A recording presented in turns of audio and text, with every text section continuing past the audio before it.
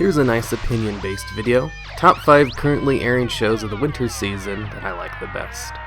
I made it a point to try all the new outcoming shows this season, and to wait at least 3 episodes to judge them all. So far, I've dropped like 5 of the shows, but I'm still watching 24 of them. And of the 24, these are the 5 I look forward to the most. Number 5, Haikyuu. Anime about volleyball.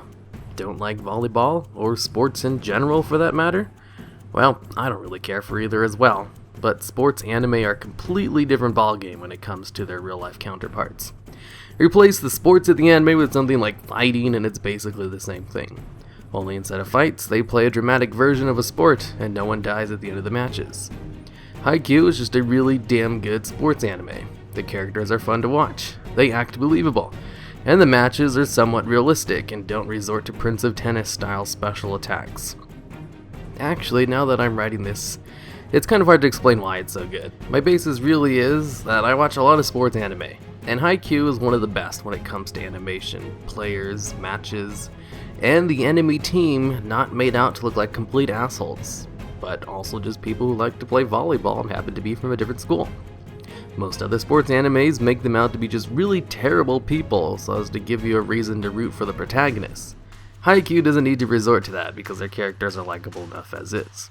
Haikyuu is in the second part of its second season, so you'd need to watch over 30 episodes to catch up to the current airing episodes. The other 4 shows in this list are all in their first seasons though, so you can just jump right into those and be caught up in 3 episodes. Number 4, Dimension W.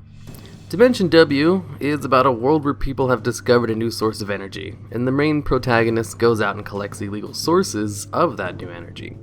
Only, he's a total badass who's superhuman and uses knives and shit to fight with. During the first mission they show him off, he runs into this robot girl who teams up with him later. Then the rest of the show is the 2 of them against the world. I like this show for a few reasons. 1, the animation is top notch and the fight scenes are very good. Also, the robot girl is just super cute. She pretends to be human and is super optimistic and nice, while the main guy is antisocial, so their interactions are always fun to watch. Number 3, Momo Kurry. Momo Kurry only has 2 episodes out right now, and is a 10-minute long show, but it's just so good. It's about this girl who falls in love with a guy who's 1 year younger than her, and then she starts stalking and collecting pictures of him. But within like the first 30 seconds of the anime, she asks him out and they start dating. Only, once they start dating, she doesn't stop stalking him. And it's just super funny. If the characters weren't cute, or the gender roles were reversed, it might be a totally creepy anime, but double standards are a thing, and this show is just super cute and funny instead. The best friend of the girl tells her to stop being a creepy stalker all the time, so it's not like they put it in a positive light or anything. They just play it for laughs, and it works for me. I highly recommend it, even if you're not into romance shows. Number 2, Erased. Erased is a really good thriller mystery. The main guy has a special ability that sends him back in time a few minutes at random intervals before something bad is about to happen, and he only has a few moments to figure out what's about to happen so he can prevent it. One day he comes back home and his mom is murdered, and he tries to activate his ability manually to prevent it, only it sends him back in time to when he was in 5th grade, and he has to figure out why his 5th grade self is connected to the murder of his mom almost 20 years in the future, and try to prevent it. After the second episode, I started reading the manga to find out what happens next.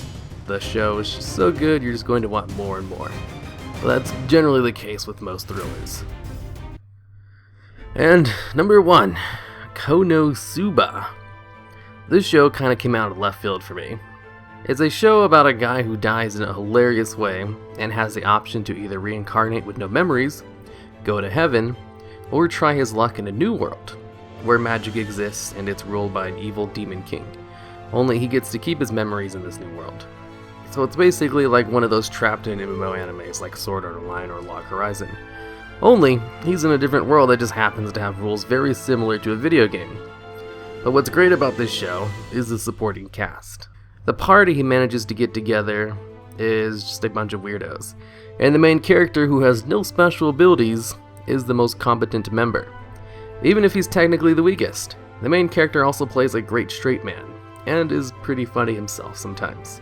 And despite his entire party being made up of females, there has been 0 hints at any harem nonsense, which is a huge plus.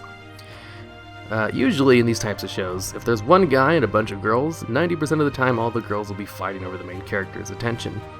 I'm happy to say this show is not like that. Its plot may not be as compelling as some of the other shows I listed before, but the characters and humor just struck a chord with me, and I look forward to a new episode every week. And I'll probably read the light novel it's based on once the show finishes airing. Alright, and that's it for the list.